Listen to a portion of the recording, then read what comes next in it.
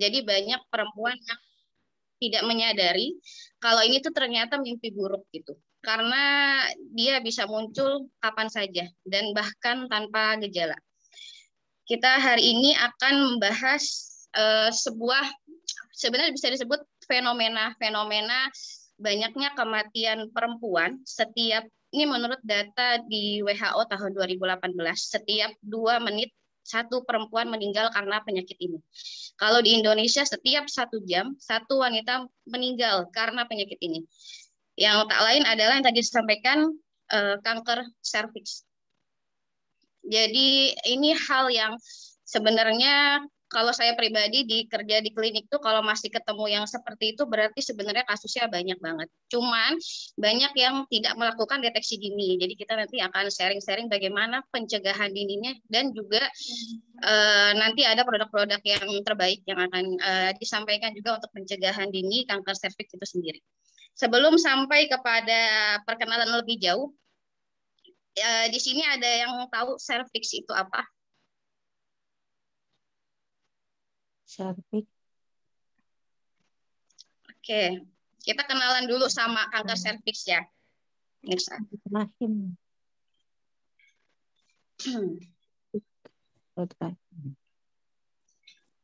Jadi kanker serviks itu merupakan kanker yang menyerang leher rahim yang disebabkan oleh virus namanya tuh HPV, Human Papilloma Virus. Jadi pada awal diderita kanker serviks ini sebenarnya tidak menimbulkan bahaya sampai seringkali tuh baru terdeteksi ketika memasuki stadium lanjut. Nah tadi kita bicara leher rahim, jadi kanker yang menyerang leher rahim. Nah kita kenalan nih leher rahim tuh yang bagian mana sih? Ibu-ibu pada tahu nggak nih leher rahim itu yang mana? Nggak usah tahu. Tahu sebagai bidan tahu ya, coba next. Ya. Oke, nah ini tadi yang seperti saya bilang next. Nah ini ada fenomena gunung es pada gejala kanker serviks. Jadi biasanya kalau kita menemukan sebuah gejala yang timbul gitu, nanti kita bahas juga gejala-gejalanya apa saja. Itu sebenarnya bukan hal baru, itu sebenarnya sudah masuk ke stadium lanjut. Jadi kayak fenomena gunung es kelihatannya mah cuman perdarahan gitu. Ternyata ketika sudah dicek itu sudah kanker yang berstadium lanjut gitu. Jadi kita perlu tahu, sangat-sangat perlu untuk mendeteksi secara dini. Nah, kita kenalan dulu nih sama yang namanya organ reproduksi perempuan. Walaupun di sini banyak bapak-bapak ya, tapi nggak apa-apa, kita kenalan dulu. Nah, ini ada organ reproduksi perempuan. Coba boleh open mic mungkin ya, yang tahu yang disebut serviks itu yang mana sih? Itu ada nomor-nomor itu. Ini. Boleh open mic yang nomor 3. Nomor berapa? Nomor 3. Nomor 3, yang lain? Iya, itu. Nomor 1. Nomor 5. Nomor 5. Yang disebut serviks berarti ya, Sob ya? Ya, kan kita bahas kanker serviks nih, biar nggak bingung nih. Leher rahim. Ya kali Mbak. Ada yang sebut 1, ada yang sebut 5, ada yang sebut 3 nih, Sal. 2 dan 3. Siapa yang ngomong 2 itu? 2. Jadi serviks itu yang nomor 2. Serviks yang nomor 2. Nomor 3 itu namanya porsio atau mulut rahim. Lehernya itu nomor 2. Nah, sambil dilihat gambarnya ya. Lehernya itu nomor 2, mulut rahimnya itu yang nomor 3. Tadi nomor 5 itu apa? Rahim. Nomor 5 rahim, nomor 1 itu tuba fallopi, namanya nomor 4 ovarium. Nah, itu nomor 2. Kita boleh sambil interaksi ya, biar makin hidup. Nah, sekarang saya tanya, beda nggak sih kanker serviks sama kanker rahim? Apa sama? Beda. Beda. Yang lain ada jawaban lain? Beda. Beda ya. Serviks kan di leher rahim ya. Oke, betul. Jadi pertama dari tempatnya, kalau kanker rahim benar di rahim, kanker serviks di leher rahim. Dan secara yang menyebabkannya, kalau serviks kan yang menyebabkan itu HPV. Kalau kanker rahim yang menyebabkan adalah sel-sel mutasi di rahim itu sendiri. Lanjut nih, masih suka bingung kadang ya. bisa nggak yang sudah kena kanker serviks itu kena juga ke kanker rahim? Bisa. Bisa, bisa Bisa betul, juga. bisa ya. Kalau orang yang kena kanker rahim itu kecil kemungkinan untuk bisa kena kanker serviks. Tapi kalau yang sudah kena kanker serviks dan tidak diobati, ketahuannya lama atau sudah stadium lanjut, itu bisa menyerang tidak hanya ke rahim, tapi menyerang ke kandung kemih, ke usus dan sebagainya. Gitu. Jadi yang makanya kenapa kanker serviks ini karena dia virus yang menyebabkan terinfeksi, dia tidak boleh dibiarkan gitu. Jadi harus diputus, harus diketahui lebih lanjut gitu gejalanya. Next. Nah, ini adalah perjalanan penyakit kanker serviks. Untuk menjadi kanker itu membutuhkan waktu yang lama gitu. Makanya kenapa kayak fenomena gunung es kalau udah muncul itu gejala, berarti sebenarnya udah stadium lanjut gitu. Udah benar-benar parah gitu ya. Dia tuh membutuhkan waktunya 3 sampai 17 tahun dari lesi prakanker sampai jadi kanker. Jadi karena saking lamanya ini, sebenarnya sangat mungkin bagi perempuan itu untuk melakukan deteksi dini. Kalau mereka aware dan mereka tahu mana sih bagian tubuh mereka tuh yang perlu dijaga gitu. Karena juga ini kanker serviks menjadi kematian nomor 2 setelah kanker payudara.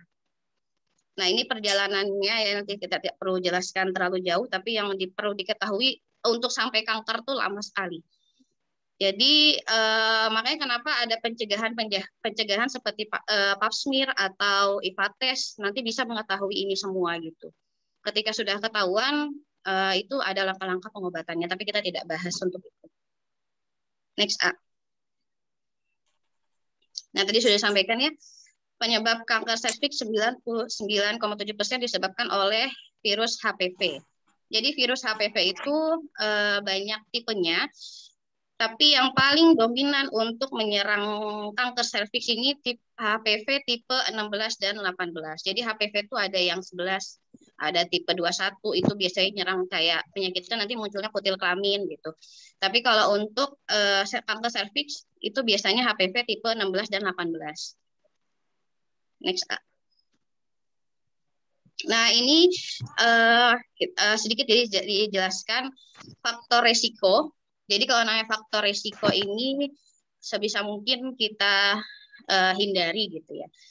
Yang pertama yang beresiko untuk bisa kena kanker serviks ini menurut data di WHO itu hubungan seks di bawah usia 20 tahun. Jadi yang karena belum matangnya organ-organ reproduksi itu membuat menjadi pemicu juga kanker serviks di kemudian hari untuk yang sudah berhubungan di bawah usia 20 tahun. Yang kedua, berganti-ganti pasangan seksual. Jadi ini sangat rentan dan memungkinkan sekali untuk tertular sel serviks. Virus tadi ya, virus HPV tadi. Yang ketiga sama ya, berhubungan seks dengan laki-laki yang sering berganti pasangan. Yang keempat, melahirkan banyak anak. Biasanya lebih dari 4 anak. Yang kelima, perempuan perokok, karena kita tahu di dalam rokok itu ada zat pemicu kanker. Atau mungkin perempuannya nggak ngerokok, tapi menjadi perokok pasif karena di lingkungan rumahnya banyak yang ngerokok. Nah, itu juga bisa memicu, membangkitkan sel kanker itu sendiri. Next.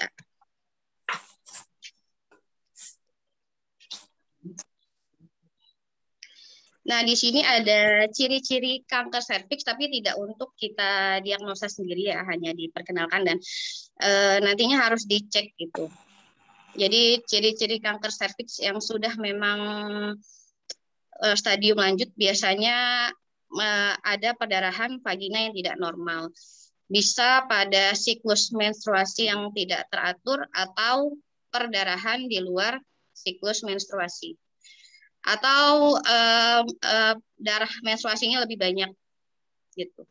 Jadi banyak hal bisa di luar perdarahan di luar siklus menstruasi atau darah menstruasinya lebih banyak. Yang kedua, keputihan abnormal. Nah, keputihan abnormal ini perempuan tuh mesti tahu ya, karena banyak cairan yang keluar juga dari vagina perempuan yang tidak semuanya itu dianggap normal gitu. Jadi ada keputihan yang normal, itu kayak seperti masa ovulasi, yang cuma lendir putih. Nah, ada yang abnormal. Abnormalnya tuh kayak kalau nemu keputihan yang warnanya hijau atau putih susu diikuti dengan gatal dan berbau, nah itu sudah abnormal. Jadi mesti dicek. Yang ketiga, ciri-ciri selanjutnya adalah nyeri saat berhubungan. Tadi kita lihat gambaran pada lesi prakanker itu kan ada mulut rahim yang kita tunjukin.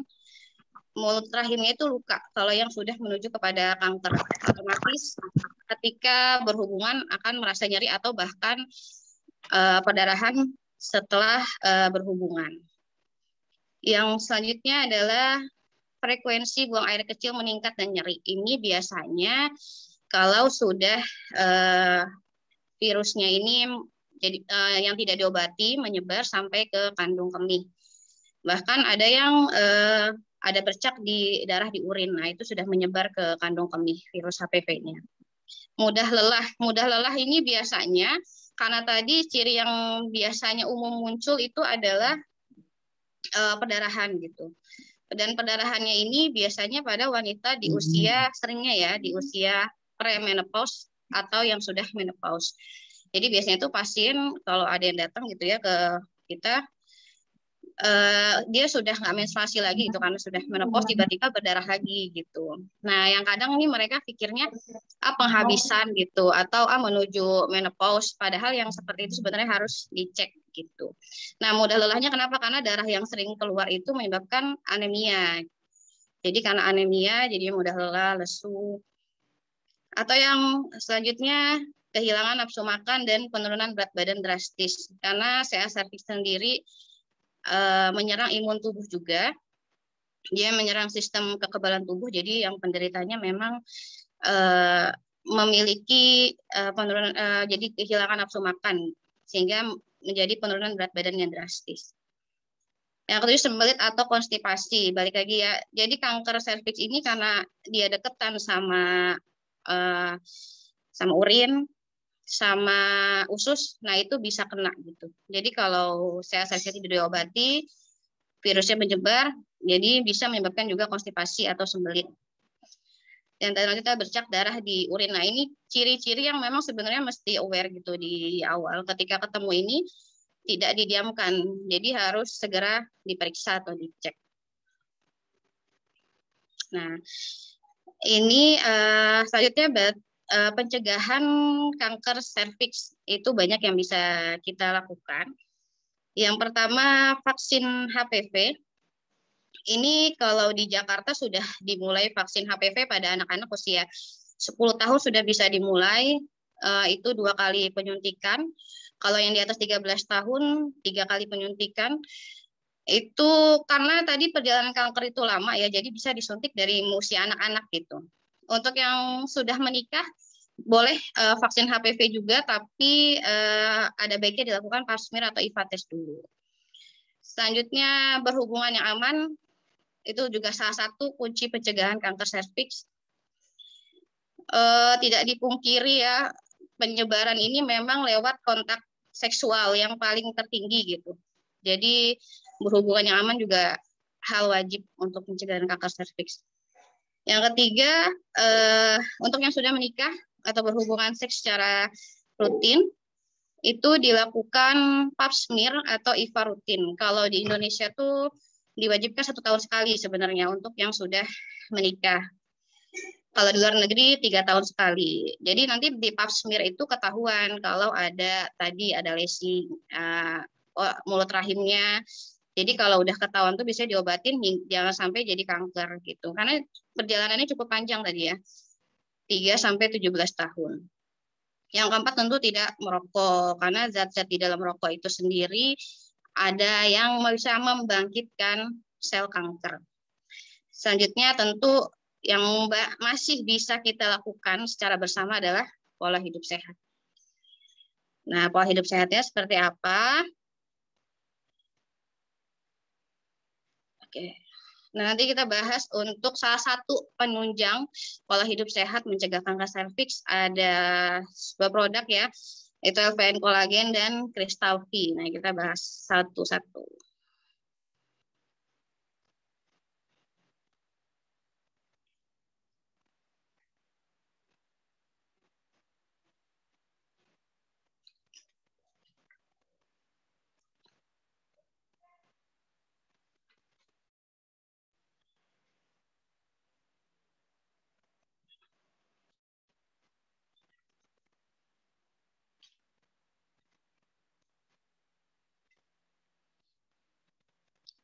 Nah, ini salah satu produk unggulan juga ya, karena ini tinggi antioksidan dan tentu ini adalah sebenarnya musuh para kanker gitu.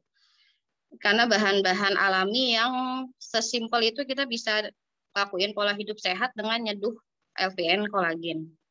Nah, ini ada bahan-bahan alami yang di dalamnya tuh terkandung ada stroberi, kolagen ikan, bit merah.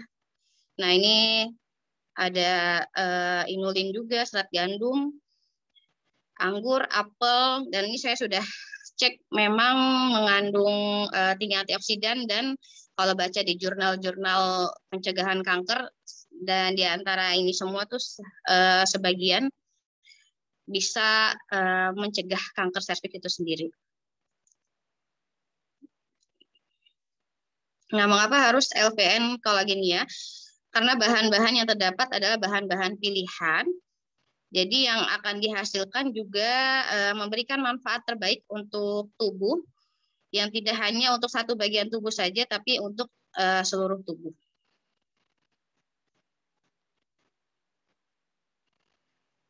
Nah, ini manfaat-manfaat dari LVN kolagen: mengencangkan kulit, mencegah kulit keriput, mencerahkan kulit, mengatasi jerawat, menghilangkan flek hitam pada wajah, mencegah produksi minyak di wajah, menambah elastisitas kulit sebagai anti-aging, meningkatkan kelembapan kulit, mengatasi peradangan pada kulit wajah, antioksidan alami, melindungi dari radikal bebas, menghilangkan racun dalam tubuh, detoks alami, meregenerasi sel, melancarkan peredaran darah, dan meningkatkan kesehatan kuku, rambut, sendi, dan tulang.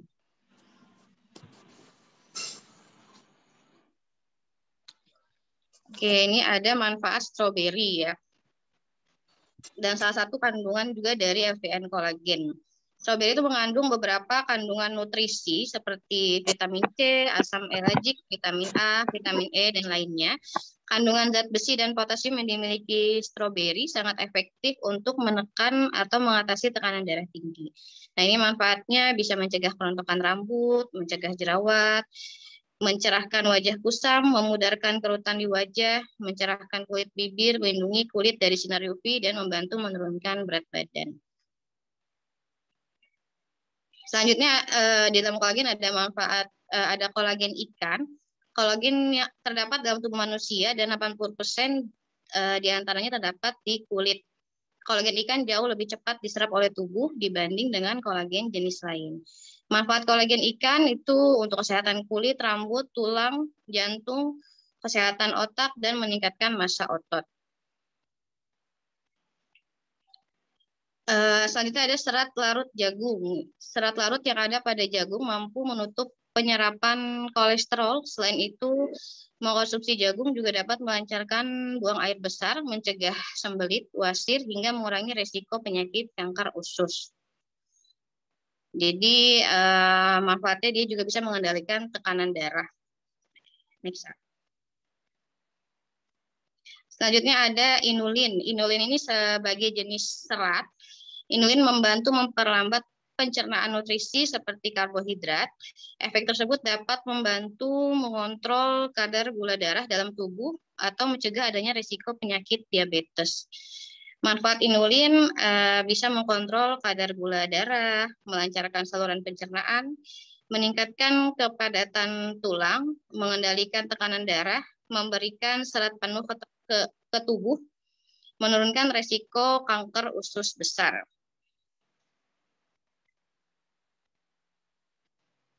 Selanjutnya ada bit merah nih yang saya juga temukan salah satu jurnal dia bisa mencegah kanker.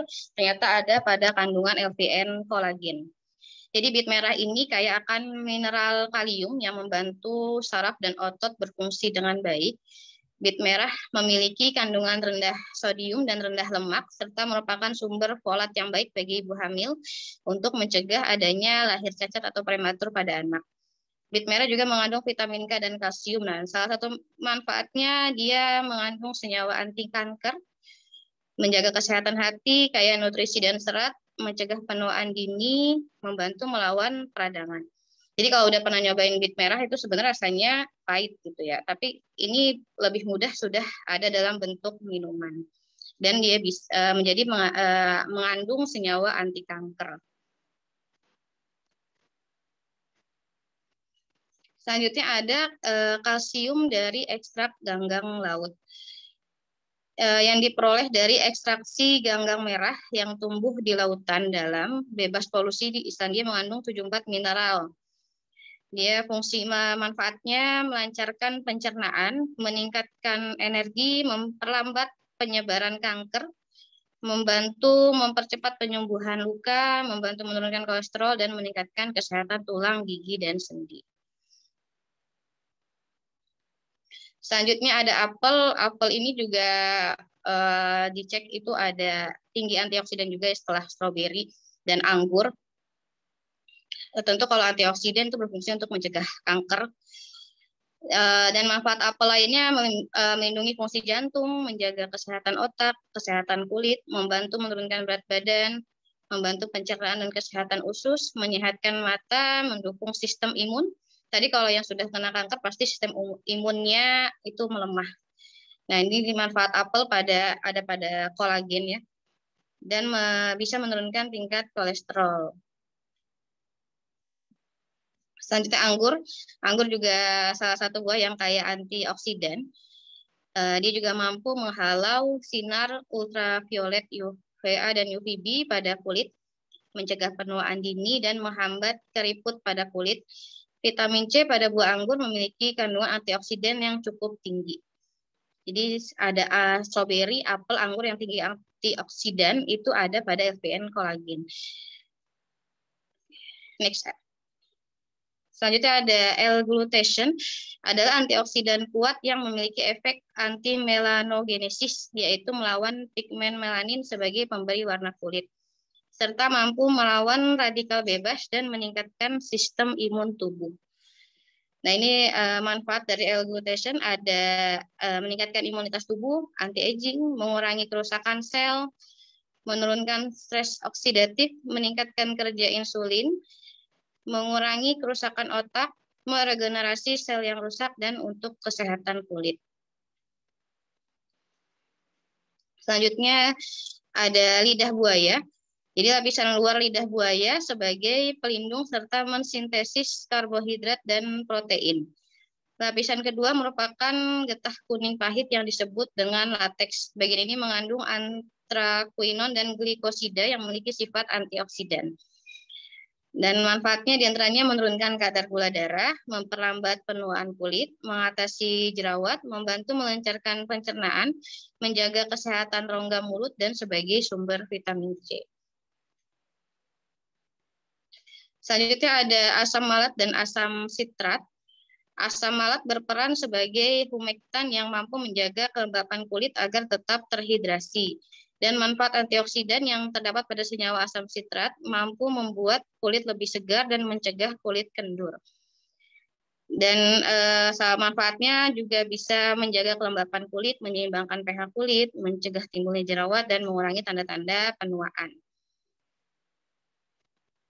Nah, yang terakhir ini banyaknya kandungan vitamin dan mineral dalam kolagen. Dia bisa mendukung tubuh bekerja secara optimal, juga sebagai perlindungan bagi tubuh, mendukung pertumbuhan dan perbaikan jaringan tubuh. Tentu pada kanker serviks banyak jaringan-jaringan yang rusak, dan ini bisa dibantu dengan vitamin, premix vitamin dan mineral yang ada di kolagen. Dan juga untuk metabolisme. Dari hal baru.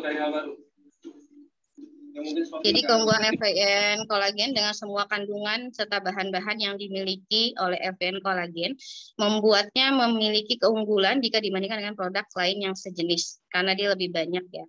Perpaduan antara buah stroberi dengan kolagen ikan akan saling berkolaborasi untuk memberikan manfaat yang luar biasa untuk kesehatan tubuh secara menyeluruh.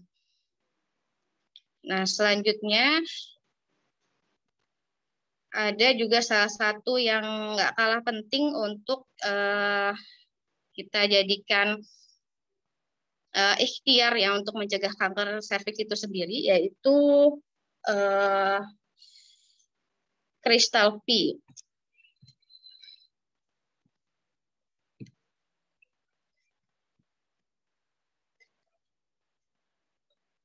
Nah, ini FVN Crystal V. Perawatan organ intim wanita penting dilakukan untuk menjaga organ kewanitaan tetap sehat. Tak hanya itu, organ intim yang selalu terawat dengan baik juga dapat mencegah munculnya berbagai masalah kesehatan di area tersebut seperti keputihan. Tadi juga warning dari kanker serviks itu sendiri kan keputihan yang abnormal.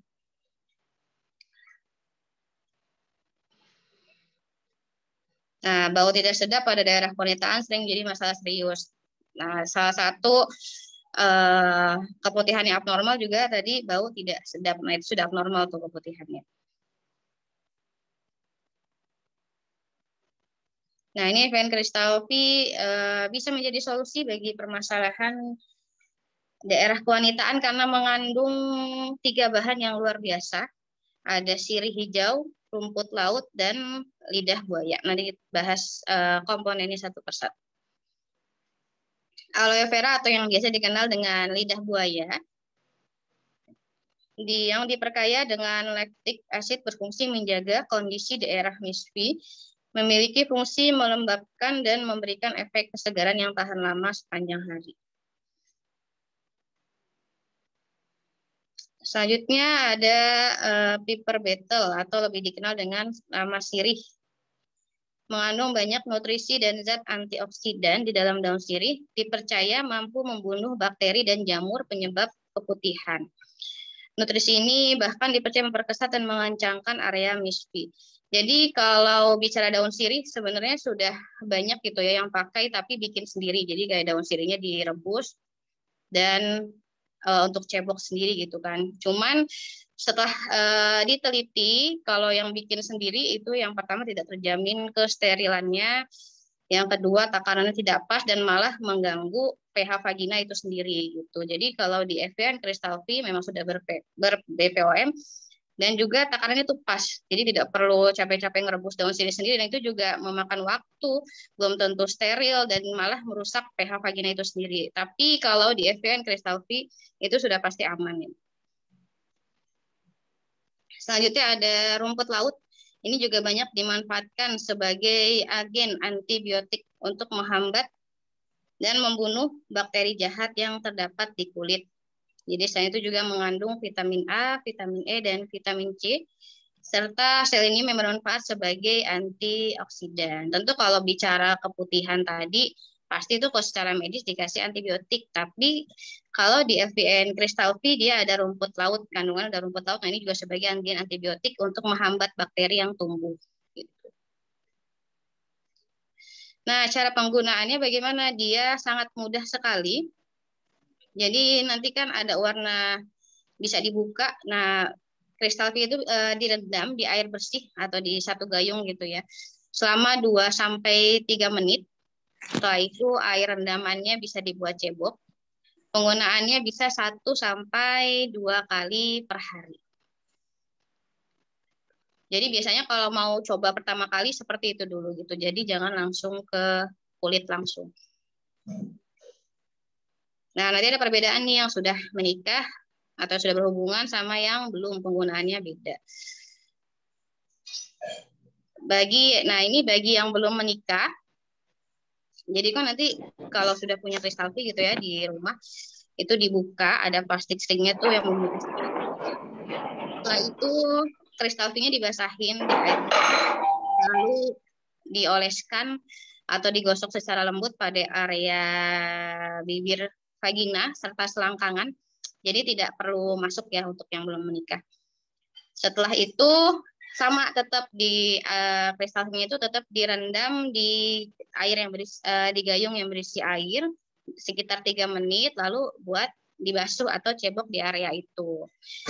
Ya, perbedaannya untuk yang sudah menikah atau berhubungan seksual, yang sudah berhubungan, itu dia boleh dimasukin ke dalam organ kewanitaan kedalaman 3-4 cm. Jadi boleh agak masuk, terus diputar sekitar 10 detik ke kanan ke kiri, lalu dikeluarkan pelan-pelan.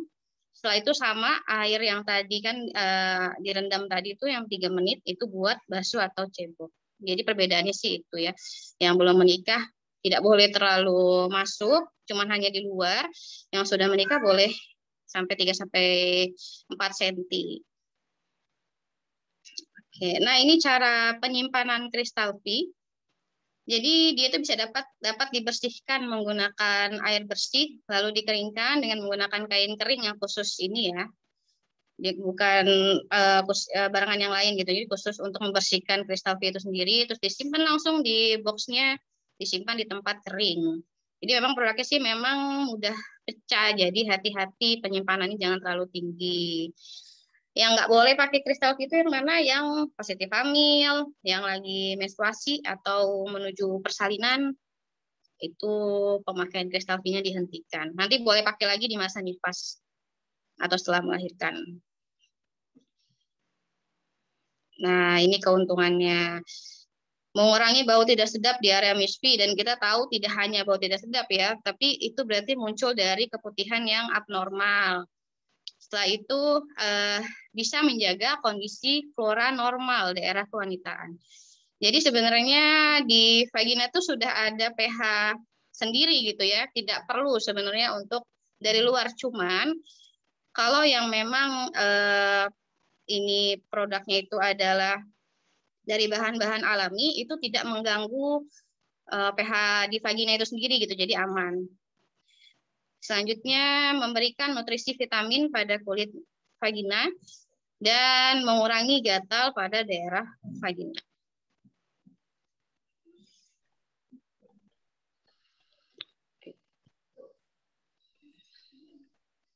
Oke.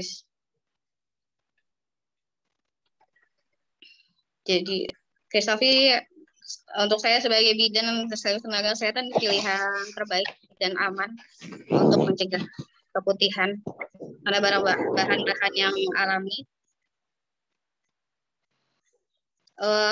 Untuk selanjutnya saya serahkan kepada moderator Ainun Nisa. Baik, tepuk tangan dulu dong buat Anissa Sabrina.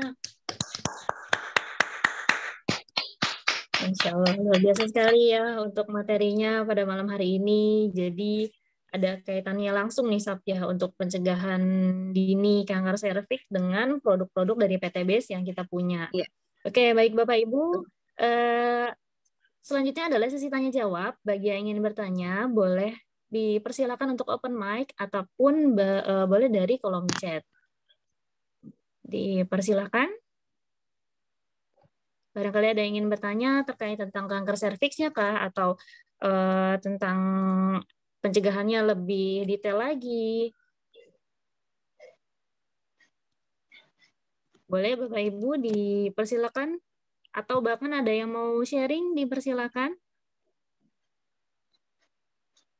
Oke, kalau tidak ada, boleh saya dulu tanya Sab. Kalau ada saya boleh, Neng Ainun. Oke, boleh. Silakan, Nuti Katina. Assalamualaikum warahmatullahi wabarakatuh. Waalaikumsalam warahmatullahi wabarakatuh. Aduh, Umi cetar suaranya. Iya. Neng Ainun. Ya, silakan Nuti. Baik, saya mau bertanya ke Bu Bidan Anissa ya mengenai pemakaian kristal V. Bahwa tadi disampaikan kalau lagi memasuki infartu, kalau melahirkan sebaiknya dihentikan dahulu. Apakah ada Apakah ada kaitannya dengan tindakan itu? Maksudnya apakah ada efeknya yang membahayakan sehingga harus dihentikan terlebih dahulu? Terima kasih. Baik, terima kasih Uti. Berarti ini ya cara pemakaian Crystal V pada saat Iya, infarto ataupun betul. pada saat melahirkan itu tidak boleh penyebabnya ya nanti pada saat Iya. tindakan. Boleh silakan dijawab Anissa Sabrina. Oke, terima kasih. Ini bidan senior ini izin Uti untuk menjawab. Mungkin nanti bidan senior lain bisa menambahkan. Jadi tadi terlihat kan ada kandungan apa tadi ya untuk mengesatkan gitu ya. Jadi bikin keset bagian vagina. Nah, untuk beberapa pengalaman pasien yang sudah pakai memang lebih keset tuh vaginanya. Jadi kayak kering tapi nggak apa ya? Dia kering tapi bukan kering, keset. Jadi kalau pada pasien infarto tentu kan banyak juga lendir yang akan keluar gitu untuk membantu proses persalinan. Jadi yang pertama tidak ada gunanya untuk dipakai pada pasien infarto. Yang kedua khawatir takut perineum itu kan harus lentur ya. Ketika nanti dipakaikan LVN Crystal V ini takutnya jadi keset gitu. Jadinya khawatir menghambat proses persalinan itu sendiri. Gitu. Bahkan ada persalinan-persalinan yang memang ada tuh yang butuh di bagian perineum ya, di bagian luar itu dipakaikan minyak kelapa gitu untuk bikin licin gitu. Sebenarnya sih mungkin masih jadi perdebatan gitu ya di antara peneliti gitu. Cuman karena tadi ada yang bagian mengesatkan pada bagian pada kandungan Crystal V tadi, jadi tidak disarankan untuk yang menjelang persalinan. Gitu. Ibu hamil juga tidak boleh pakai dulu. Gitu. Mungkin ada jawaban dari bidan senior lain yang lebih memahami. Kira-kira begitu Uti. Bagaimana Uti? Oke, bisa diterima. Tetapi ini secara alamiah lendir itu kan terproduksi dengan baik gitu ya. Insya Allah sih nggak akan kekeringan atau keset. Kemudian tadi ada perminyakan ya, itu Pertamina. Itu sudah tidak apalagi kalau kita mengetahui atau menemukan itu tidak lagi namanya promilas ya, yang dikasih minyak kemudian di tangannya kura-kura gitu ya, itu nggak boleh lagi. Sekalipun itu mungkin mitos ya, orang tua dulu minumin minyak biar licin ya, yang diminumin yang licin, kalau di sononya kan jauh gitu. Oke, terima kasih Bu Bidan Anissa dan Mbak Ainun, jawabannya luar biasa. Sukses selalu ya. Terima kasih. Assalamualaikum warahmatullahi wabarakatuh. Waalaikumsalam warahmatullahi wabarakatuh. Ya, Masya Allah, justru malah ada tambahan nih, luar biasa. Iya, luar biasa. Oke, selanjutnya ada lagi nih pertanyaan dari kolom chat dari Ibu Raswati SSW 21. Assalamualaikum Mbak Ainun dan Mbak Anissa, mau tanya dong bagaimana kalau pakai setiap hari, apakah berbahaya? Sekian, terima kasih. Oke, boleh langsung dijawab nih, Sab. Oke, pertanyaan yang luar biasa. Pakai setiap hari, ini saya pribadi ya Bu ya, kalau menyarankan sih sebenarnya dicoba dulu gitu seminggu 3 kali, kecuali memang ada masalah pada keputihannya gitu. Jadi kalau mungkin nih keputihannya memang gatal berbau, mitra saya tuh ada kena penyakit, ada kista yang tumbuh bagian, jadi kayak isinya tuh kalau dioperasi isinya tuh ada rambut gitu kan, nah itu ada menyebabkan dia keputihan setiap hari. Keputihan setiap hari itu gatal berbau. Nah itu tentu memang penggunaannya boleh setiap hari. Karena nggak nyaman, yang pertama nggak nyaman, yang kedua memang akan keluar terus gitu karena penyakit itu sendiri.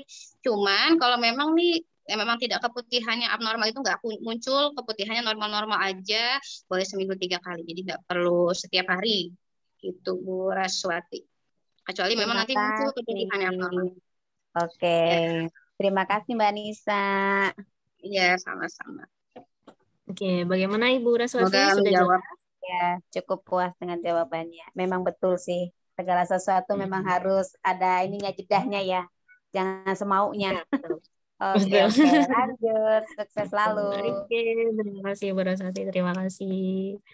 Baik, ada lagi yang ingin bertanya, Bapak Ibu boleh dipersilakan untuk langsung open mic atau langsung dari kolom chat. Oke, sudah ada nih, Sap. Dari Ibu Nani Saya. Sarnani, SSS 11. Assalamualaikum Mbak Ainun, Mbak Nisa mau tanya, selain ke bagian vagina, apakah kristal V itu bisa buat area lain kah? Terima kasih. Oke, boleh langsung dijawab nih, Sap. Oke, saya jawab ya, Bu Tani ya. Benar. Boleh, Bu. Jadi itu boleh buat ini selangkangan. Boleh buat selangkangan. Terus katanya kalau yang laki-laki boleh buat ini ya, boleh buat ketiak ya. Cuman kalau saya baca sih maksudnya kristal yang untuk perempuan boleh di bagian vagina dan di selangkangan, di paha gitu, di sela-sela paha. Ya memang kan ada area yang gelap, nah itu bisa diolesin kristal V-nya, habis itu dibilas pakai air rendaman yang tadi itu kan direndam dulu kristal V-nya selama 3 menit, nah itu buat cebok. Jadi boleh selain di vagina. Oke, baik Mbak Anissa, makasih banyak. Ya, Ibu. Semoga menjawab. Terima kasih.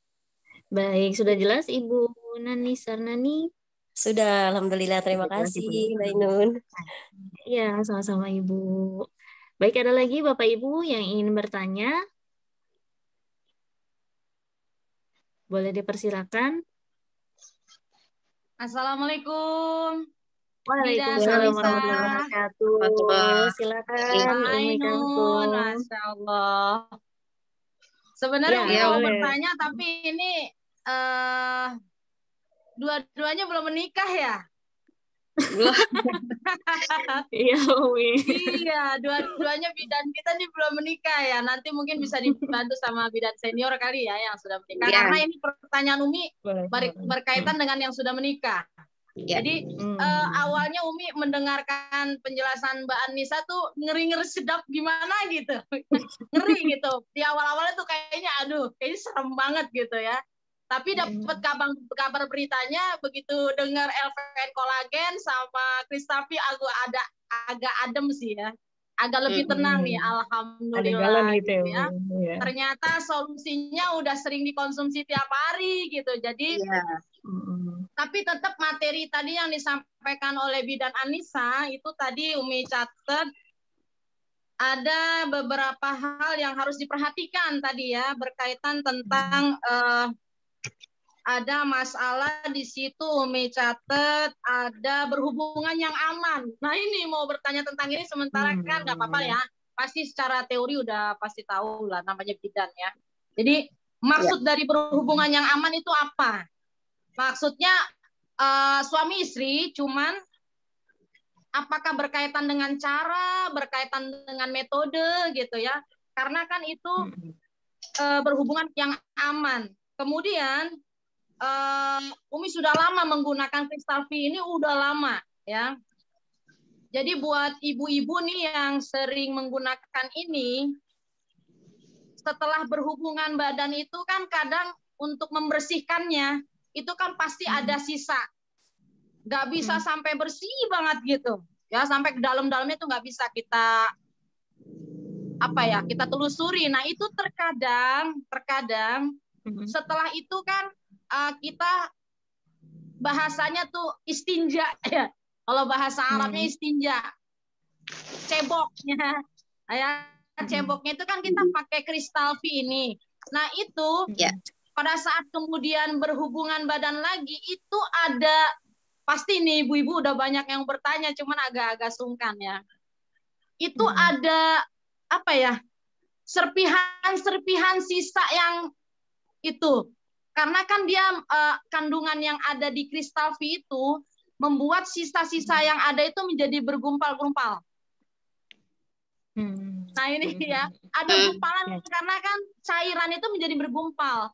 Nah itu berhubungan badan jadi mengganggu pasangan, ada di pasangan kita itu jadi ini apaan nih gitu, ini apaan nih, loh kok ada ini gitu, ada gumpalan-gumpalan kayak daki. Kalau kita kan daki di gini ada daki tuh ya, kayak gitu, kayak daki. Dan itu kena ke lawan, artinya pasangan. ada di dia. Jadi ini apaan nih begitu. Nah, jadi mungkin sebenarnya udah lama mau menanyakan ini ke pembicara Kristalvi yang sudah pernah juga ya, tapi belum kesampaian. Jadi baru hari ini memberanikan diri bertanya. Ini mungkin hal yang tabu, tapi karena melihat materi yang disampaikan oleh Bidan tadi kayaknya ngeri banget nih. Tanya aja deh daripada disimpan-simpan di hati jadi pikiran ya. Mendingan Umi sampaikan.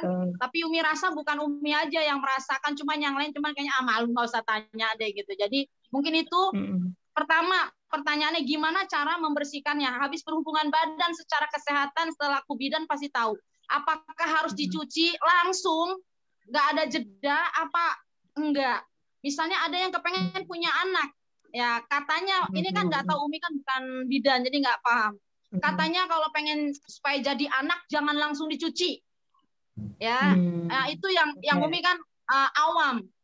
Sementara begitu dengar harus menjaga kebersihan ini kan jadi agak horor ya.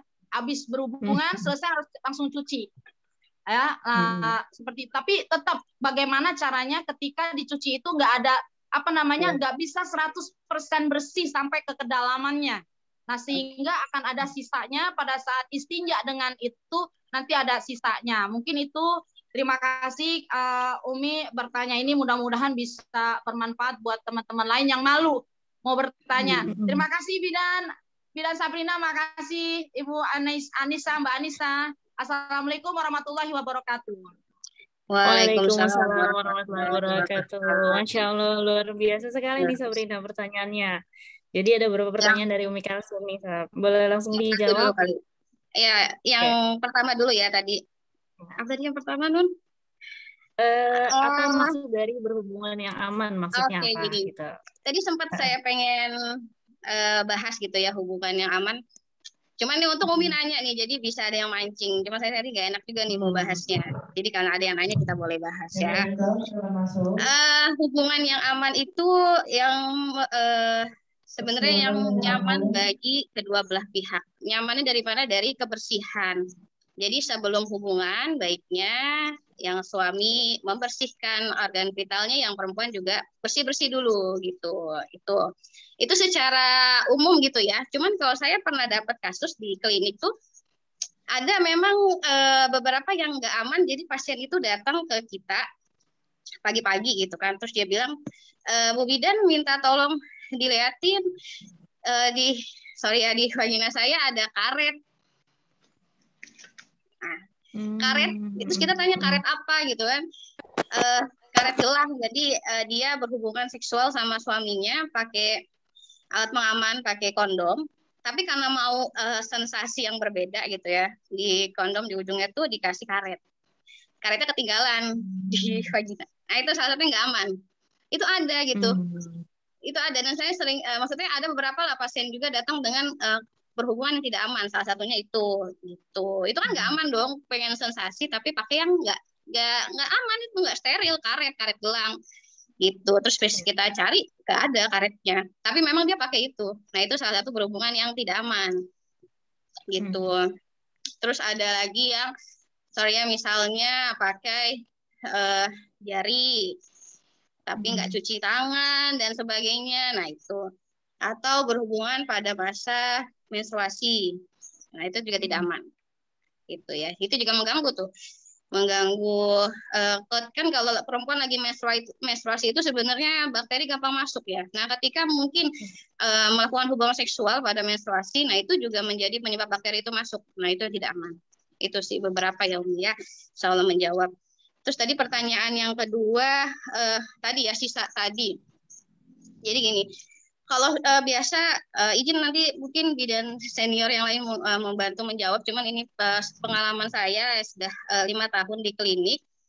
Itu menurut dokter SPOG, karena saya sering asisten juga dokter SPOG, kalau memang ada sisa-sisa di vagina, sisa-sisa di dalam yang tidak bisa diambil ketika cebok, ketika keluar, terus ketika hubungan mungkin ada di ini suami gitu kan, itu berarti memang ada keputihan di dalam. Jadi bukannya harus kita ngebersihin sampai dalam, tapi mesti melakukan tindakan lebih lanjut. Misalnya mungkin pap smear nih, kalau nanti pap smear atau IVA test, itu kan kelihatan tuh kan dibuka pakai spekulum gitu ya. Itu biasanya ada Umi namanya itu cuci vagina. Jadi dicuci sama bidannya gitu. Kalau memang tidak bisa sendiri, dicuci itu pakai cairan NaCl, disemprotin, terus ada cairan antiseptik lain. Jadi bersih tuh sampai ke dalam-dalamnya gitu. Jadi bukannya dia sebagai keputihan biasa sebenarnya, berarti kategori keputihannya banyak, tapi tidak keluar gitu. Mungkin karena kental. Nah, balik lagi keputihan abnormal, salah satu cirinya adalah yang putih susu kental. Kalau yang normal-normal aja itu yang cuman kayak lendir ovulasi yang jadi kayak kalau kita ambil keputihannya dia bisa mulur gitu. Nah, itu yang normal gitu, yang cuman kayak ingus gitu ya. Tapi kalau udah memang nggak bisa keluar terus nempel di itu suami gitu kan, itu berarti sudah abnormal sebenarnya gitu. Nah, makanya tadi balik lagi tuh kenapa sel serviks ini kadang tahunya pas sudah perdarahan baru datang ke bidan gitu. Ketika ada keputihan yang seperti ini dianggapnya normal-normal aja, tidak deteksi dini. Nah, itu salah satunya sih seringnya seperti itu. Gitu. Jadi yang bisa dilakukan sebenarnya sih nanti mungkin bisa dicoba periksa ke bidan atau mau sekalian pasmir sekalian. Nah, itu pasti nanti dicuci vaginanya biasanya. Dicuci pakai cairan. Gitu. Ya mungkin nanti yang lain ada yang mau menambahkan. Oke. Atau mungkin dari ininya ya, Sap ya. Maksudnya dari efek dari gumpalan dari kristal V-nya itu mungkin kali ya, Sap. Maksudnya gimana? Enggak maksud Jadi kan Umi tadi kristal V-nya itu ya, maksudnya kan dari kristal V itu kan tadi sempat ada yang dicairkan dulu ya. Nah, mungkin barangkali dari situ ada serpihan-serpihan gitu loh, Sap. Enggak ada. Terus jadi kalau direndam itu cuma air doang gitu, nggak ada serpihan-serpihan. Gitu. Okay. Jadi maksud kalau yang saya tangkap dari Umi tadi sisa-sisa tadi yang itu keputihan yang memang nempel yang nggak bisa keluar, berarti keputihannya salah satu masuk ke kategori keputihan yang abnormal. Mengarah ke sel serviks kan belum tentu mengarah ke sel serviks. Nggak semua keputihan abnormal mengarah ke sel serviks, banyak hal lain. Barangkali memang hanya keputihan abnormal doang gitu, tidak mengarah ke situ. Tapi untungnya ada warning gitu, ada warning biar ditangani secara awal. Oke, baik, Masya Allah. Bagaimana Umi, apa sudah jelas atau barangkali ada yang ditanyakan Masya Allah, lagi? udah jelas banget. Dan memang ya ini terima kasih banyak nih Umi, ada informasi banyak ya. Kayak tadi menstruasi yang enggak ini ya. Umi dulu pernah, dulu udah lama sih ya. Udah itu menstruasinya enggak wajar. Mungkin ada 5 tahun yang lalu kali, udah lama. Ya, jadi enggak wajar dalam arti harus jumlahnya banyak gitu. Jadi sekitar 2 jam sekali harus ganti pembalut. Dan itu nggak normal. Ya, sempet ada mungkin sekitar sebulan 2 bulan. Ya, tapi sekarang sudah normal seperti biasa. Jadi dapat ilmu banyak dari sini. Cuman ya tadi memang yang sisanya itu memang ketika dipertemukan dengan kristal V dia ada sedikit gumpalan-gumpalan. Jadi seperti itu. Jadi ya mungkin lebih kesimpulannya Umi bisa lebih waspada lagi, lebih menjaga kebersihan lagi tadi karena ini penting banget. Terima kasih banyak ini Bu Bidan ilmunya pokoknya. Aduh keren banget ya. Pokoknya rugi banget nih. Teman-teman yang nggak hadir nih baru ada 77 ya. Seharusnya ada 100 orang nih ya, karena buat bapak-bapak, buat ibu-ibu juga, buat bapak-bapak juga jadi tahu nih bisa memberitahu informasi pada istrinya. Terima kasih Bu Bidan, terima kasih. Assalamualaikum warahmatullahi wabarakatuh. Terima kasih. Waalaikumsalam warahmatullahi wabarakatuh. Terima kasih juga Masya Allah, luar biasa sekali pertanyaan dari Umi Kalsum ya. Oke, baik kita lanjut ke pertanyaan dari kolom chat nih, Sabrina. Dari Ibu Siti Fatimah, Assalamualaikum Mbak Sabrina, saya mau tanya, kalau anak umur 20 tahun karena dia gemuk, jadi lembab, jadi sering gatel, itu gimana Disa? Kalau anak umur 20 tahun, jadi mungkin dari beratnya dia termasuk ke dalam yang kategori gemuk gitu ya, jadi lembab, jadi sering gatel. Ini maksudnya pencegahannya itu gimana nih? Ya kayak dia berat badannya gitu Mbak Nisa, berat badannya contohnya dia 90 nih.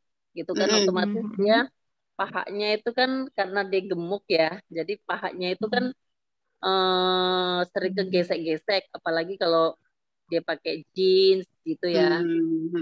Jadi itu otomatis kan lembab tuh Mbak. Nah itu jadi kan dia sering gatel, sering lecet tuh ya. Saya kan menyarankan harus kurus, kurangi berat badan gitu. Jadi mau tidak mau karena dia lembab, otomatis kan kayak sering keputihan gitu ya. Nah itu saya sudah kasih itu Crystal V, tapi karena memang dia masih belum ini, jadi saya sarankan untuk disemprotkan aja. Jadi cara ceboknya untuk disemprotkan pada saat dia gatal, ini ganti celana dalam sehari bisa 2 kali minimal gitu ya. Nah jadi selain itu apa Mbak yang kalau terjadi yang belum menikah nih, ada anak-anak yang berat badannya besar gitu. Jadi bukan karena keputihan gitu ya Bu ya, karena lembab tadi di daerah selangkangan ya? Ya Jadi bukan mungkin karena keputihan. dia gemuk kali ya, karena kalau orang gemuk itu kan pasti paha ketemu paha itu selalu ini ya, otomatis kan dia lembab tuh ya. Jadi apa sih kayak sering gatel, selangkangan otomatis kalau selangkangan gatel otomatis kan mungkin di situ itu mungkin gatal juga kalau karena di keputihan gitu loh Mbak. Oh iya. Jadi Jadi kalau tadi ada bahan yang memang untuk menyegarkan gitu. Jadi tidak hanya untuk keputihan nih sebenarnya Crystal V bisa untuk area selangkangan yang gatel. Bisa untuk ceboknya dia, jadi nggak hanya disemprot, dicebok boleh ketika udah direndam tuh, karena takutnya kalau disemprot gatal itu udah direndam berapa menit gitu kan, sedangkan kan kalau dari baca itunya kan 3 menit direndam di air itu yang diisi gayung, nah dicebok di daerah pahanya gitu, Crystal V gitu penggunaannya untuk yang memang belum menikah. Yang kedua sebenarnya bisa dengan ini tadi udah benar, mungkin nurunin berat badan. Setelah itu hindarin pakaian-pakaian yang lembab, dan sebenarnya kalau memang mau dicoba ya, cuman nggak tahu nih kalau dalam Islam boleh atau enggak. Kalau tidur itu melepas celana dalam itu boleh. Jadi nggak selamanya pakai. Kalau di dalam kamar ya sendirian gitu, kamarnya sendirian boleh nggak pakai celana dalam tuh. Jadi membebaskan gitu kan, karena dia memang mungkin aktivitas seharian di luar dengan memang kondisi celana lembab dan sebagainya. Nanti kalau pulang ke rumah di dalam kamar sendirian, celana dalamnya boleh dilepas, jadi membebaskan tuh sampai beberapa jam. Nah itu juga bisa Bu untuk mengurangi gatal-gatal tadi gitu. Sampai tadi pemakaian Crystal V-nya yang seperti itu yang dicebok. Baik. Terus satu lagi nih Mbak, kan kalau yang namanya belum menikah kan berarti dia untuk membersihkan itu kayak tadi Umi seperti kayak Umi Kalsum ya tadi, berarti ceboknya itu kan dia nggak bisa bersihin dalam kan ya? Iya. Jadi dengan cara cebok aja gitu ya? Iya. Luarnya aja gitu ya? Iya. Baik. Oke, terima kasih Mbak Sabrina. Oke, iya Ibu, sama-sama. Semoga terjawab. Terima kasih. Assalamualaikum warahmatullahi wabarakatuh. Waalaikumsalam warahmatullahi wabarakatuh. Oke, baik. Lanjut lagi ke pertanyaan selanjutnya nih, Sabrina. Ada dari Bapak Subanda Erwin, SSS 11. Assalamualaikum warahmatullahi wabarakatuh. Saya Pak Subanda dari SSS 11 mau bertanya ke Mbak Nisa, apakah Crystal V bisa digunakan untuk penderita wasir atau ambeien? Atas penjelasannya terima kasih. Wassalamualaikum warahmatullahi wabarakatuh. Oke, boleh langsung. Jadi kalau yang sudah saya pahami ya Pak ya, ada produk lain gitu Pak untuk wasir dan ambeien gitu. Tapi kalau untuk Crystal V sih secara penggunaannya nggak bisa ya. Cuman mungkin nanti ada tambahan barangkali ya dari yang sudah senior gitu dalam memahami ini. Cuman kalau yang saya pahami itu nggak bisa gitu, tidak ada ke arah sana untuk wasir atau ambeien. Tapi produk-produk PTBS lain ada tuh untuk wasir dan ambeien itu sendiri gitu Pak. Mungkin ada jawaban kali ini dari yang lain, cuma kalau yang saya baca sih nggak bisa. Iya. Bagaimana? Oke, atau barangkali ada penjelasan lain atau tambahan lain dari Bapak Ibu atau yang sudah pernah mencoba nih ke mitranya. Oh, ada nih ternyata bisa loh pakai apa untuk wasir pakai Crystal V. Tapi sejauh ini memang penggunaannya hanya untuk Iya, ini ya, Sab ya. iya.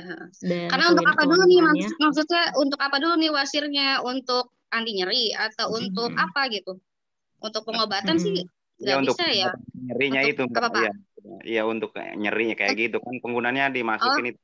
Ya, nggak bisa Pak. nggak bisa Kalau ya. untuk anti nyeri nggak bisa. Oh iya, terima kasih Mbak Nisa. Iya Oke. Pak. Assalamualaikum. Waalaikumsalam. Waalaikumsalam warahmatullahi wabarakatuh. Oke, baik. Ada lagi Bapak Ibu yang ingin ditanyakan atau barangkali ada yang mau sharing nih terkait kanker serviks dengan LVN kolagen ataupun juga dengan LVN Crystal V. Sebenarnya dari tadi lebih mengarah ke Crystal V ya, Safia. Iya. Waalaikumsalam warahmatullahi wabarakatuh. Ada yang salam? Ada yang salam? Oke, boleh open mic, boleh sebutkan nama dan dari SOC berapa? Nggak ada seperti itu. Oh ya. Atau ada lagi yang mau ditanyakan melalui kolom chat, dipersilakan.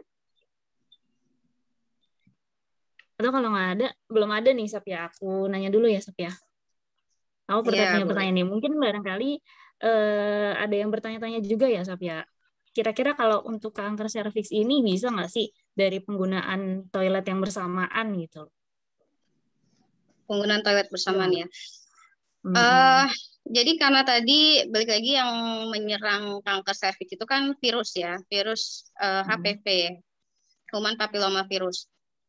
Untuk dia itu menyebar ke permukaan kayak kloset gitu kan, itu bisa gitu ya. Cuman kemungkinannya kecil karena kalau menyerangnya itu kan sebenarnya nih kontak seksual sebenarnya secara yang paling cepat gitu. Tapi kalau memang ada virusnya itu nempel mungkin di kloset, terus kita duduk di kloset yang sama, itu bisa aja, tapi kemungkinannya kecil gitu. Terus antisipasinya gimana? Kalau memang masuk ke toilet umum, pastikan memang airnya itu mengalir gitu gak dalam bak. Yang kedua bawa antiseptik, tuh kloset kan kadang kalau klosetnya di hotel gitu kan duduk gitu kan, pasti kan nempel tuh kita tuh sama bekas orang lain. Nah itu disemprot dulu antiseptik, dibersihin pakai tisu. Nah itu mungkin lebih aman. Jadi bisa saja, cuman kemungkinannya kecil. Dan juga perjalanan kanker serviks itu panjang. Jadi karena perjalanannya ini panjang, untuk kenanya sebenarnya agak kecil gitu. Gitu sih jawabannya. Jadi bisa dicegah dengan LVN kolagen dengan Crystal V ini ya, Sophia? Bisa. Alhamdulillahnya nih kita bertemu dengan dua produk ini nih, Sophia, dari PT Iya, luar biasa produk. Oke. Dan memang kalau untuk mengantisipasi istilahnya tadi yang mengarah ke kanker kan butuh buah-buahan yang tinggi antioksidan tadi yang mungkin kita tuh jarang makan gitu. Kayak stroberi, anggur, apel, itu kan jarang kita makan gitu. Nah, itu ada di kandungan LVN kolagen. Jadi sesimpel itu sebenarnya. Bisa kita minum tiap hari. Ya? Tinggal seduh. Dan itu kayak manifestasi di masa depan nih, misalnya yang buat kita yang belum menikah atau yang memang masih aman-aman aja sekarang ya itu minum LVN kolagen.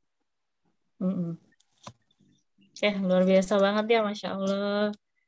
Oke, bagi Bapak Ibu, barangkali sudah ada yang punya pertanyaan atau barangkali ada yang mau sharing, dipersilahkan. Atau di sini banyak bidan-bidan senior nih, Sab, sebenarnya nih, Sab. Iya. Ya, barangkali ada yang mau ditambahkan. Oh, tadi terkait pertanyaan ini nih, gitu. Atau mau sharing, boleh banget.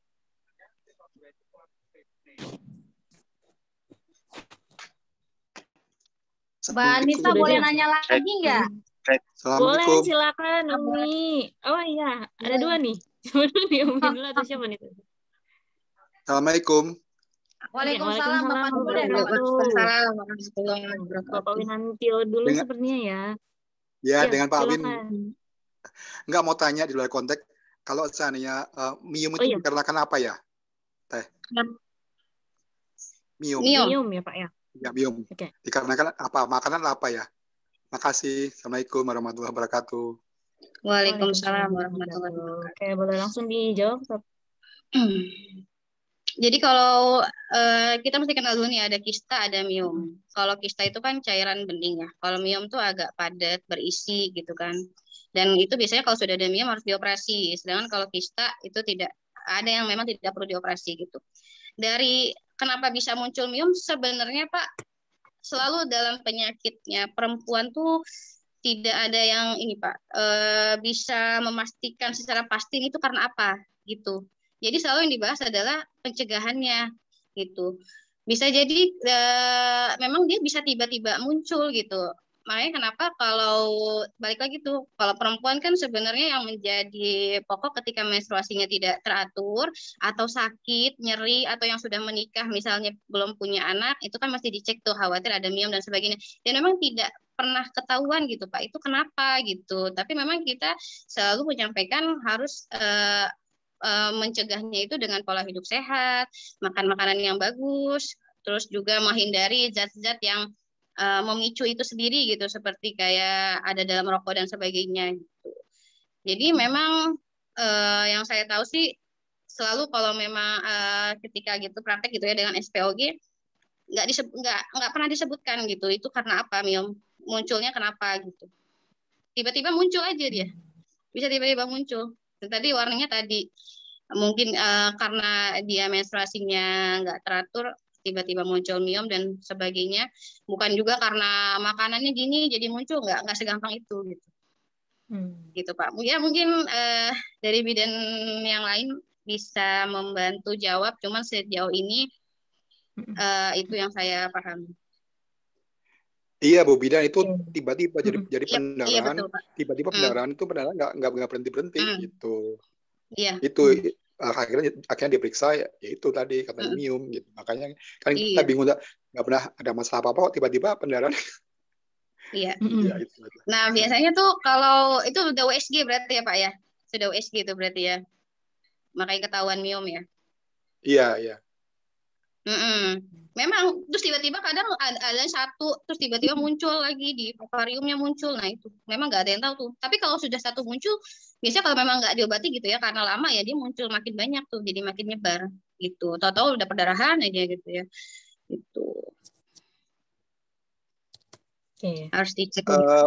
Bu Bidan, maaf ya, itu memang nggak ada ini ya, nggak ada tanda-tandanya ya, tiba-tiba tandanya tadi Pak aja, ya?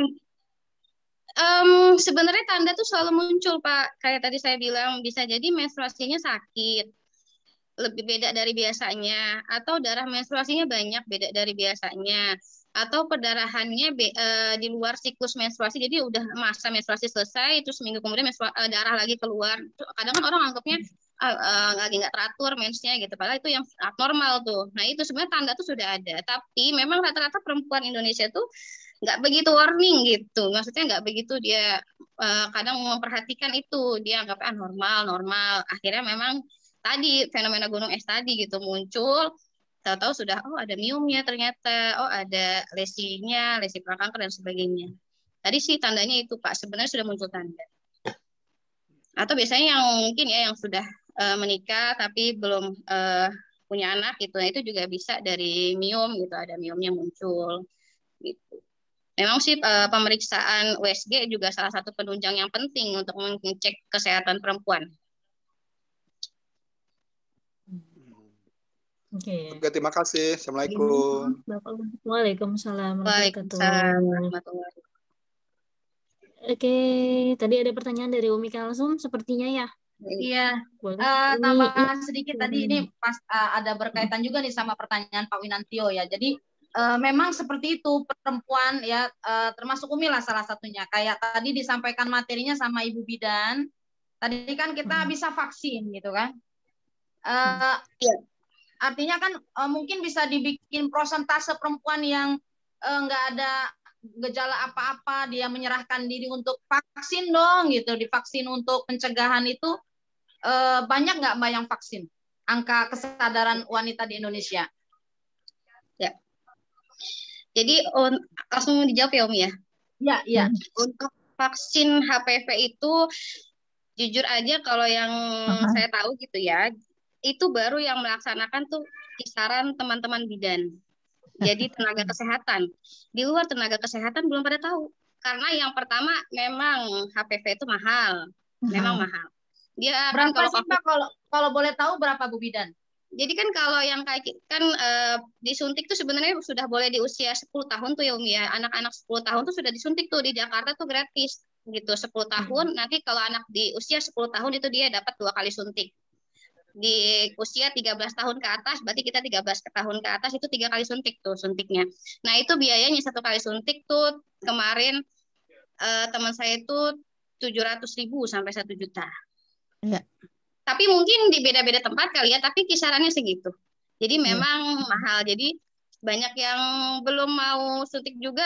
Mungkin kalau mereka udah tahu, tapi mungkin karena biayanya lumayan, apalagi mesti 3 kali suntik. Karena kalau nggak 3 kali percuma. Jadi mesti 3 kali biar jangka tuh apa namanya vaksin itu seumur hidup gitu. Dan memang kalau saya tanya-tanya tuh gitu ya ke tenaga kesehatan lain, jarang untuk masyarakat tuh perempuan yang sudah menikah atau yang belum menikah itu jarang untuk suntik. Paling banget suntik tetanus yang mau menikah. Suntik HPV yang sebenarnya penting itu tidak masuk program juga tuh, nggak masuk program ke yang misalnya yang wajib yang mau menikah gitu wajib HPV itu enggak, malah kan tetanus gitu kan yang masuk ke program wajib pemerintah gitu. Jadi masih jarang memang. Masih sangat jarang ketersediaan vaksinnya juga sangat jarang itu saya juga rencana suntiknya ke Jakarta karena di Bekasi saya belum nyari lebih lanjut sih ya, cuman belum nemu aja nih di Bekasi di mana gitu suntik HPV gitu. Jadi memang masih jarang.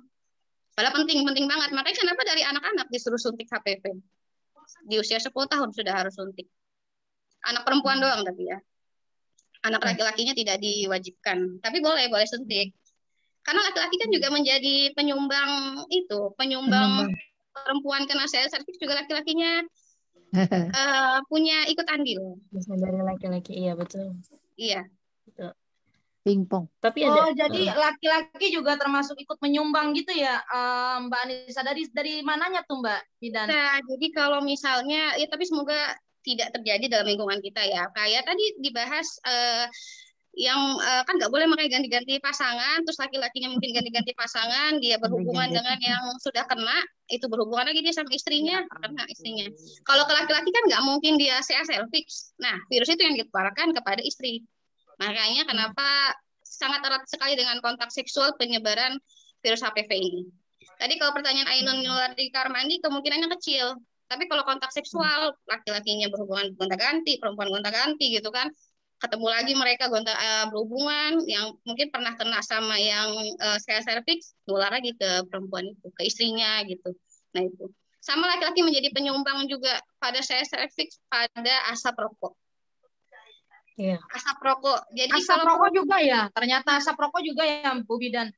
Iya, jadi kalau mungkin kitanya nggak ngerokok gitu, perempuan nggak ngerokok, tapi terpapar rokok dari kita jadi perokok pasif gitu karena sekitar kita merokok. Nah, kita tahu kandungan rokok ada yang memicu sel kanker. Nah, itu. Jadi dari kandungan rokok kita sering terhirup, sel kanker hidup tuh. Karena ada kandungan yang memang memicu itu di rokok. Nah, itu juga laki-laki menjadi penyumbang itu untuk sel cervix gitu. Kalau pap smear sendiri itu diapain sih Mbak? Pap smear itu?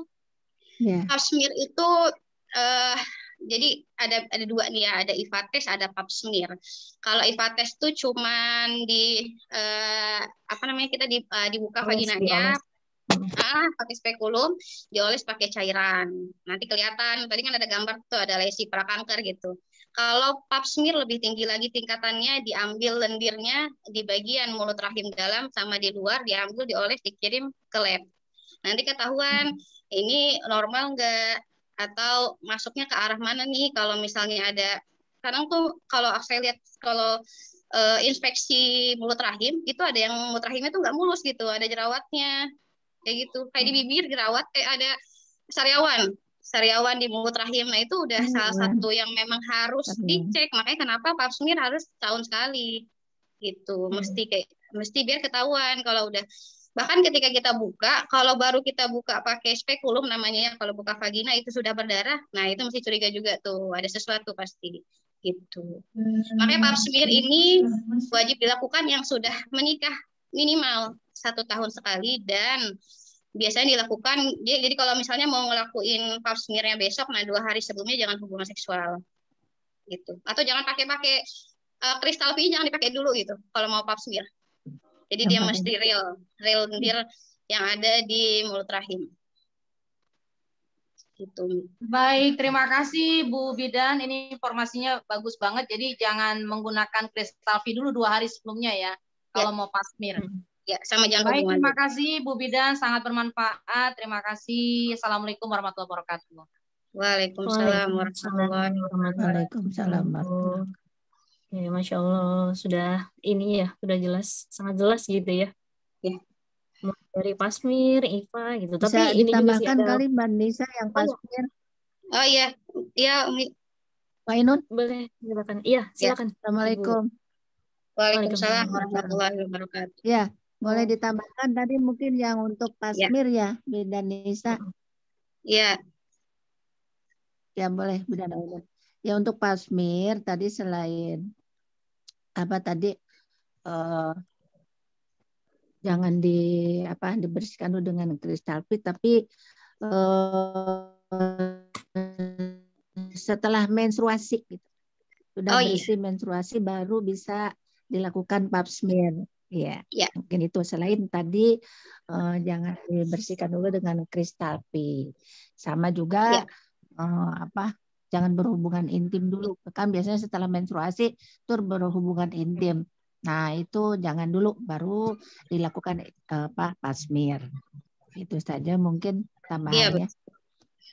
Terima kasih. Terima kasih Umi Terima Cucu kasih Ibu tambahannya.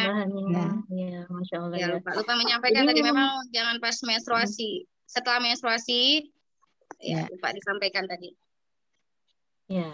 Oke, jadi memang ada ini ya, Sap ya, positif, maksudnya kelebihan tersendiri gitu antara IFA test dengan pap smear ya, Sap ya. Jadi kalau IFA test itu, kalaupun memang belum bisa pap smear gitu ya, Sap ya, setidaknya itu IFA test bagi yang sudah ya, karena untuk IFA test sendiri sebenarnya cepat sih ya, Sap ya. Jadi baru saat itu juga beberapa menit kemudian itu baru kelihatan tuh hasilnya. Tapi kalau pap smear harus dibawa ke laboratorium dulu ya. Jadi butuh waktu lagi gitu untuk kita mengetahui apakah sebenarnya ada sel kanker atau tidak gitu. Memang kekurangan IFA test. Kalau pemeriksanya belum ahli banget dalam membaca, bisa salah gitu. Jadi harus ahli membaca. Tadi kan ada lesi kayak gitu, si prakanker, kayak deretan-deretan tadi lah. Kalau nggak ahli, buat apa gitu? Pasien-pasien yang udah dibuka kan. Jadi kalau sudah ahli, boleh tuh IFA test lebih cepat, lebih gampang. Kalau tapi kalau misalnya nemu sesuatu di IFA test, memang disarankan lagi pap smear. Pap smear ya, betul. Untuk lebih lanjutnya ya, Sap ya. Iya. Oke, Masya Allah luar biasa sekali malam ini ya.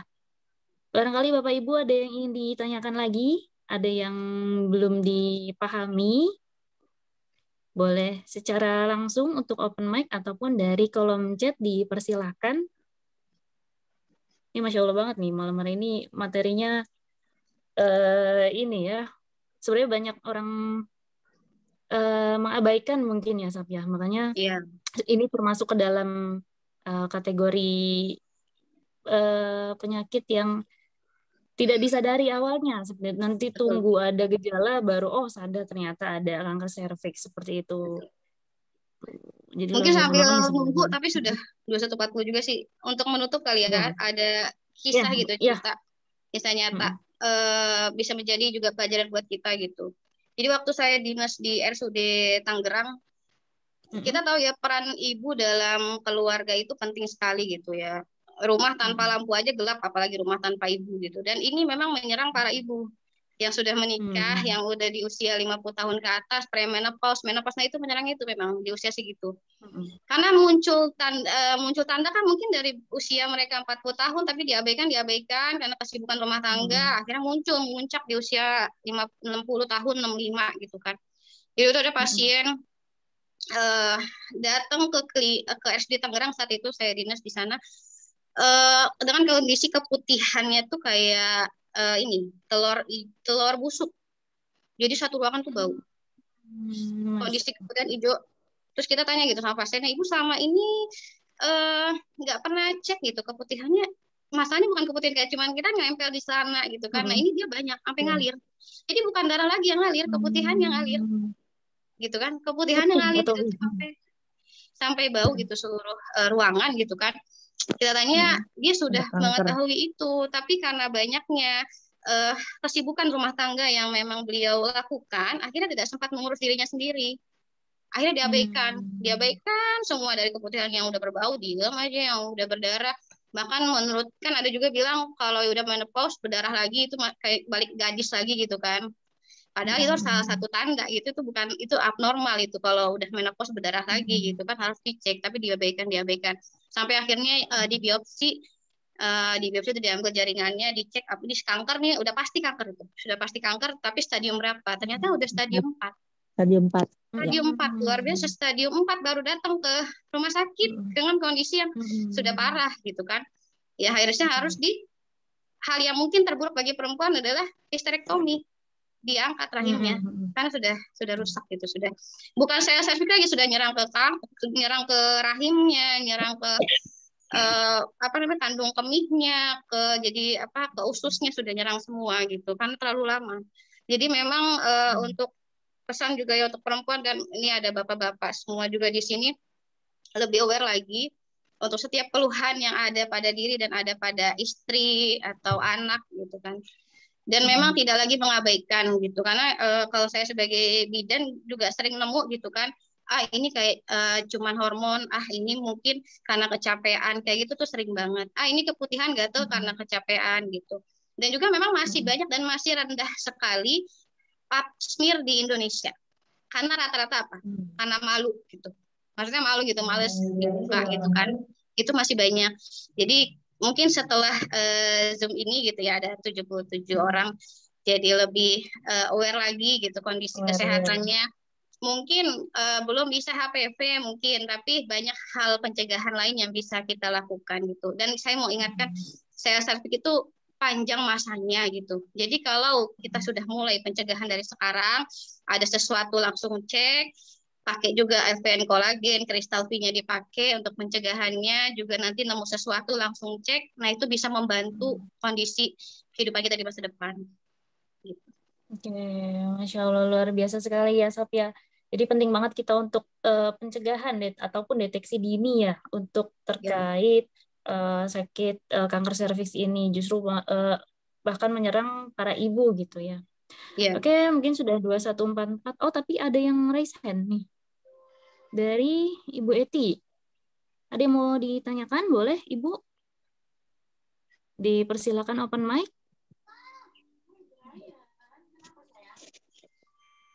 Untuk Ibu Eti? Atau kepencet mungkin ya? Kepencet, Kak. Oke, kepencet mungkin ya. Oke, sudah mengingat waktu juga nih Sabrina untuk sudah 21.44, mungkin sampai di sini dulu seminar kita pada malam hari ini. Luar biasa sekali materinya, luar biasa sekali untuk penyampaiannya, ilmunya. Terima kasih banyak untuk narasumber kita, Anissa Sabrina. Boleh tepuk tangan dulu dong untuk Anissa Sabrina.